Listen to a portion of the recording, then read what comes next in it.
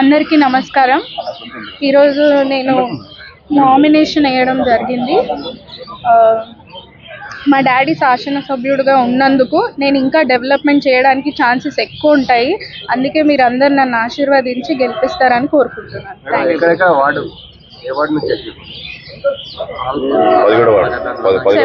17 నుంచి వేసిన. మీరు రాజకీయాలలో మొట్టమొదటిసారిగా అడుగుపెట్టారు. సో మీరు సొంతంగా రాజకీయాలలో అడుగుపెట్టారా లేకుంటే వారసత్వంగా పెట్టారా? ఇష్టం కాబట్టి పెట్టిన. ఇప్పుడు మా డాడీ అందరికి అందుబాటులో ఎక్కువ అవ్వట్లేదు కదా శాసనసభ్యుడు ఉన్నందుకు.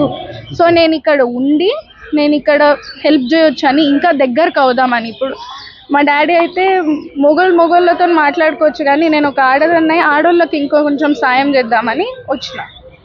టోటల్ ఎన్ని వార్డులలో మీరు నామినేషన్ దాఖలు? అది 17 వార్డులు వేసిన. 17 ఒక్కటే ఇచ్చినా? 17 వార్డులు